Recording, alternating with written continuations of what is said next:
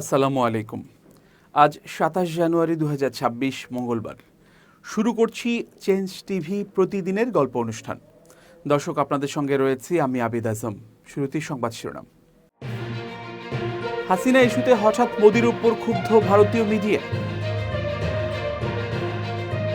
বাংলাদেশের পক্ষে কঠিন সিদ্ধান্ত নিতে পারে পাকিস্তান, বেকায়দায় আইসিসি। তারেক ও শফিকের নির্বাচনী বক্তব্যে নানা হিসাব নিকাশ। এবার বিস্তারিত। এবার শেখ হাসিনা ইস্যুতে ভারতের প্রধানমন্ত্রী নরেন্দ্র মোদী ও বিজেপি সরকারকে বেকায়দায় ফেলল দেশটির শীর্ষস্থানীয় গণমাধ্যম। ভারতের রাজধানী নয়াদিল্লিতে বসে পলাতক শেখ হাসিনার প্রকাশ্য রাজনৈতিক বক্তব্য দেওয়ার ঘটনায় বাংলাদেশ সরকারের তীব্র প্রতিক্রিয়া ও ক্ষোভের খবর গুরুত্বের সঙ্গে প্রকাশ করেছে ভারতীয় সংবাদ মাধ্যমগুলো। গত রোববার বাংলাদেশের পররাষ্ট্র মন্ত্রণালয়ের দেয়া করা বিবৃতির পর ভারতের প্রভাবশালী গণমাধ্যম দ্য হিন্দু এবং এনডিটিভি সহ বিভিন্ন গণমাধ্যম বিষয়টি নিয়ে সংবাদ প্রকাশ করে।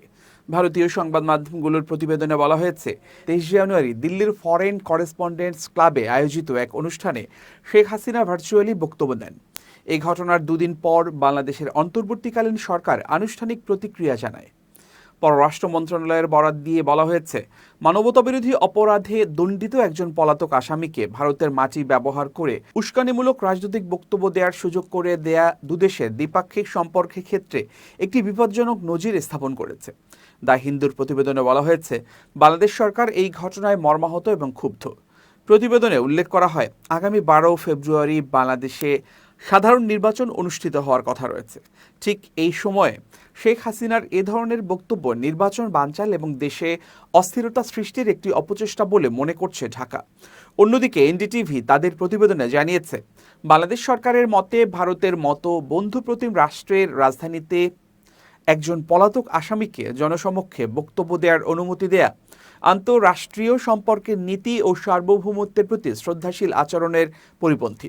ভারতীয় গণমাধ্যমগুলো আরও উল্লেখ করেছে যে, শেখ হাসিনাকে হস্তান্তরের জন্য বাংলাদেশের পক্ষ থেকে বারবার অনুরোধ জানানো হলেও ভারত এখন পর্যন্ত তাতে ইতিবাচক সাড়া দেয়নি, বরং তাকে প্রকাশ্যে রাজনৈতিক কর্মকাণ্ডে লিপ্ত হতে দেয়া ভবিষ্যতে দুদেশের নির্বাচিত সরকারের মধ্যে সুসম্পর্ক বজায় রাখার ক্ষেত্রে অন্তরায় হয়ে দাঁড়াতে পারে বলে ঢাকা সতর্ক করেছে। পররাষ্ট্র মন্ত্রণালয়ের বিবৃতিতে আরও বলা হয়েছে, আসন্ন নির্বাচনের আগে বা নির্বাচনের দিন কোনো ধরনের সহিংসতা বা সন্ত্রাসী কর্মকাণ্ড ঘটলে তার দায় সংশ্লিষ্ট দলকেই বহন করতে হবে। ২০২৪ সালের ৫ আগস্ট ছাত্র জনতার গণঅভ্যুত্থানের মুখে পদত্যাগ করে ভারতে পালিয়ে যায় শেখ হাসিনা। এরপর থেকে এই প্রথম তিনি কোনো পাবলিক ইভেন্টে অডিও বার্তার মাধ্যমে দীর্ঘ বক্তব্য দিলেন, যা নিয়ে ঢাকা ও দিল্লির মধ্যে নতুন করে কূটনৈতিক টানাপোড়েন চলছে। বাংলাদেশকে টি-20 বিশ্বকাপ থেকে বাদ দেওয়ার ঘটনায় বড় সিদ্ধান্ত নিতে চলেছে পাকিস্তান। আইসিসির সিদ্ধান্তকে অন্যায্য ও বৈষম্যমূলক মনে করে পাকিস্তান এখন ২০২৬ টি-20 বিশ্বকাপ থেকে সরে দাঁড়ানোর বিষয়টি গুরুত্ব দিয়ে ভাবছে। সরকারের ঘনিষ্ঠ সূত্র দ্য নিউজকে জানিয়েছে, ফেডারেল সরকার পাকিস্তান ক্রিকেট বোর্ডকে জাতীয় দল বিশ্বকাপে পাঠানোর অনুমতি নাও দিতে পারে। ভারত ও শ্রীলঙ্কায় যৌথভাবে অনুষ্ঠিত হতে যাওয়া এই টুর্নামেন্ট নিয়ে ইসলামাবাদে অসন্তোষ বাড়ছে। আইসিসির স্পষ্ট দ্বিমুখী নীতির এর মূল কারণ বলে মনে করছে সরকার। বাংলাদেশ নিরাপত্তার কথা জানিয়ে শ্রীলঙ্কায় ম্যাচ খেলতে চেয়েছিল। আইসিসি সেই আবেদন নাকচ করে। শেষ পর্যন্ত বাংলাদেশকে বাদ দিয়ে স্কটল্যান্ডকে নেওয়া হয়। এই সিদ্ধান্তের পরই ইসলামাবাদ নড়ে চড়ে বসে। একজন জ্যেষ্ঠ সরকারি কর্মকর্তা বলেন, চূড়ান্ত সিদ্ধান্ত পাকিস্তানের প্রধানমন্ত্রীর হাতে। তবে প্রাথমিক ইঙ্গিত বলছে, সরকার পাকিস্তানকে বিশ্বকাপে অংশ নিতে নাও দিতে পারে। তিনি আরও বলেন, এটা শুধু ক্রিকেটের বিষয় নয়, এটা নীতির প্রশ্ন।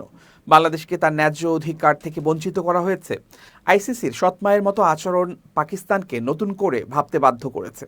ওই কর্মকর্তা জোর দিয়ে বলেন, আন্তর্জাতিক ক্রীড়াঙ্গনে দ্বৈত নীতি চলতে পারে না। তিনি বলেন, আন্তর্জাতিক খেলায় দুই রকম মানদণ্ড থাকতে পারে না। একদিকে ভারত ইচ্ছে মতো ভেন্যু বেছে নিতে পারে, অন্যদিকে বাংলাদেশ নিরাপত্তার কথা বলেও ভেন্যু বদলাতে পারে না।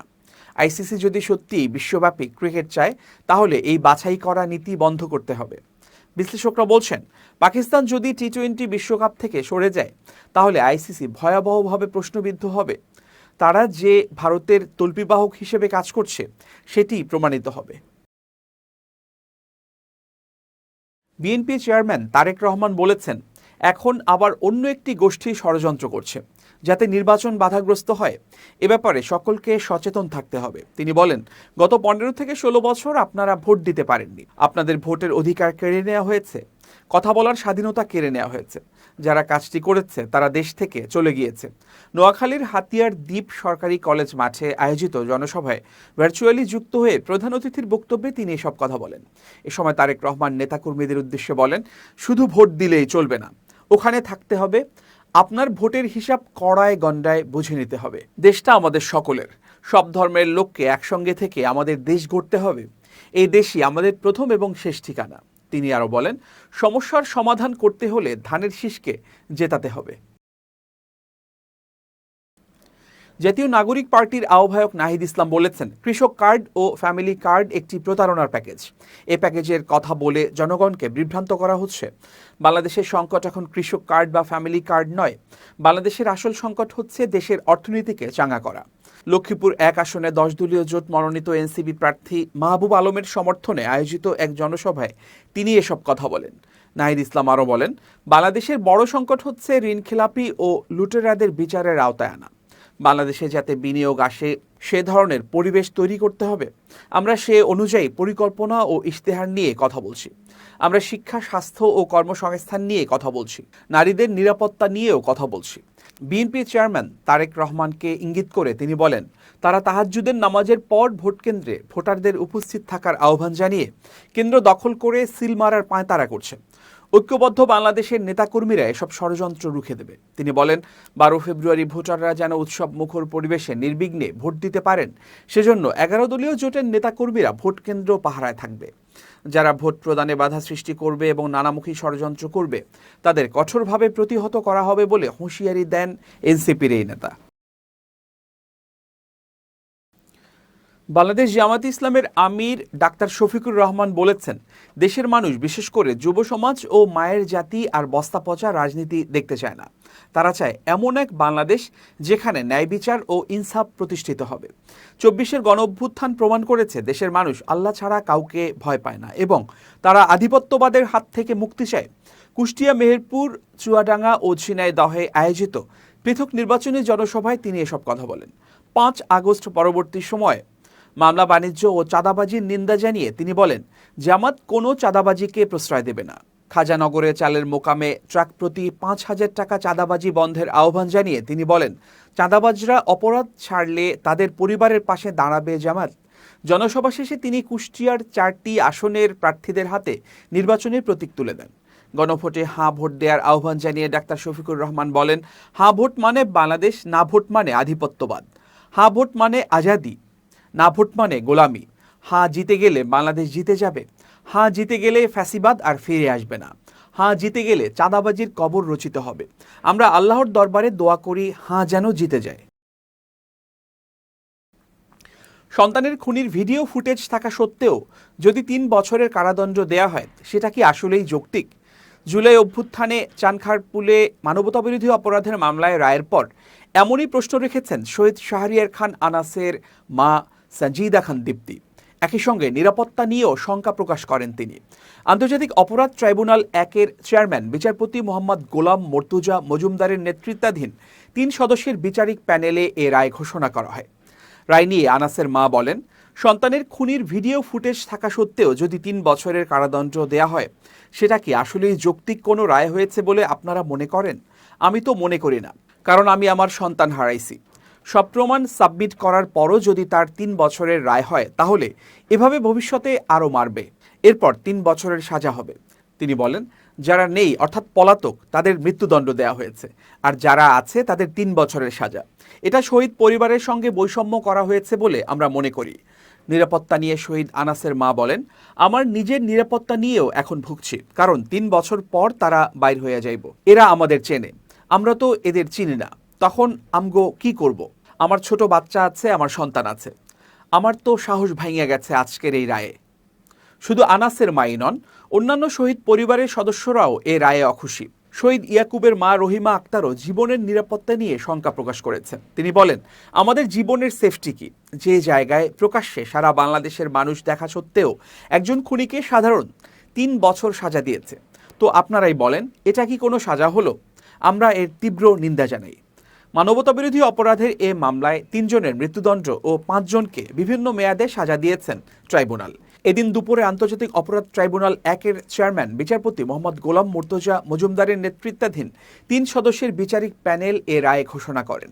মৃত্যুদণ্ডপ্রাপ্তরা হলেন ডিএমপির সাবেক কমিশনার হাবিবুর রহমান, সাবেক যুগ্ম কমিশনার সুদীপ কুমার চক্রবর্তী ও রমনা অঞ্চলের সাবেক অতিরিক্ত উপকমিশনার শাহ আলম মোহাম্মদ আক্তারুল ইসলাম। এছাড়া রমনা অঞ্চলের সাবেক সহকারী কমিশনার মোহাম্মদ ইমরুলকে ৬ বছর, শাহবাগ থানার তৎকালীন পরিদর্শক মোহাম্মদ আরশাদ হোসেনকে ৪ বছর এবং কনস্টেবল মোহাম্মদ সুজন, মোহাম্মদ ইমাজ হোসেন ইমন ও মোহাম্মদ নাসিরুল ইসলামকে ৩ বছরের কারাদণ্ড দেওয়া হয়। এর মধ্যে গ্রেপ্তার রয়েছে আরশাদ, সুজন, ইমন ও নাসিরুল। হাবিব, আক্তারুল, সুদীপ ও ইমরুল এখনও পলাতক। ত্রয়োদশ জাতীয় সংসদ নির্বাচনকে সামনে রেখে দেশের সব সরকারি ও বেসরকারি হাসপাতালের জন্য ১০ দফা জরুরি নির্দেশনা জারি করেছে স্বাস্থ্য অধিদপ্তর।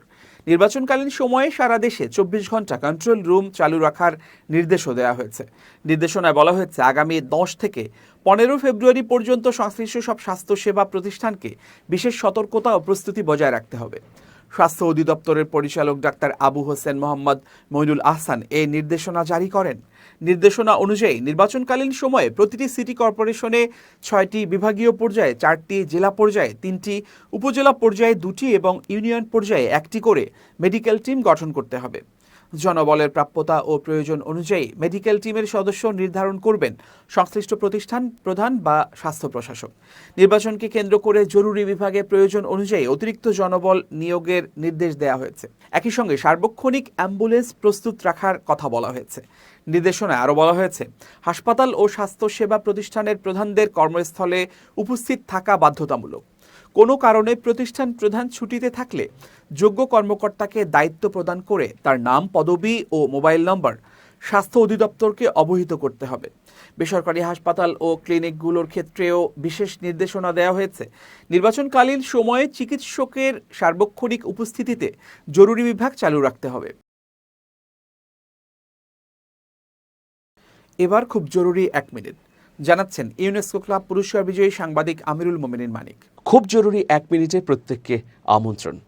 প্রিয় বন্ধুরা, মনটাকে কাজ দিন। ধরুন আজকে আপনি সারাদিন অবসরে আছেন, কিন্তু এই অবসরটাকেও কিভাবে উদযাপন করবেন তার একটা পরিকল্পনা থাকা প্রয়োজন। কিন্তু মনকে যদি একেবারেই ফাঁকা রাখেন, কোনো কাজ না দেন, তাহলে সে কিন্তু বিভ্রান্তের পথে যাবে।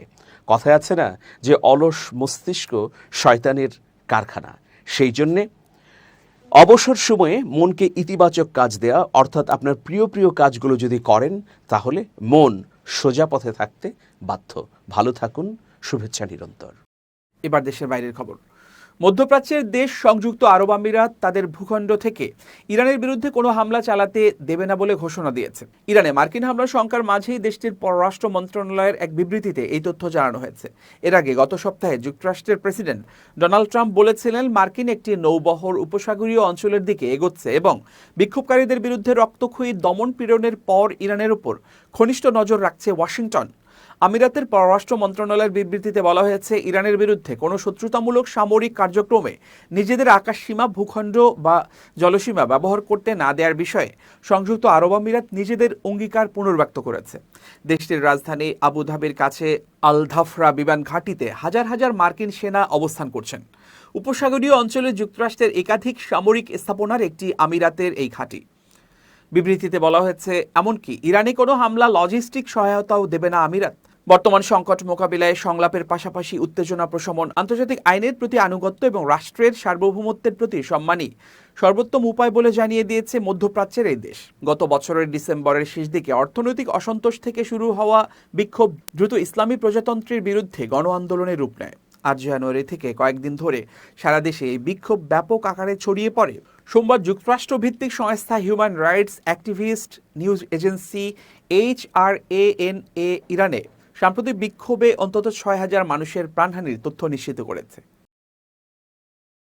প্রিয় দর্শক, শেষ করছি চেঞ্জ টিভির প্রতিদিনের গল্পের আজকের গল্প।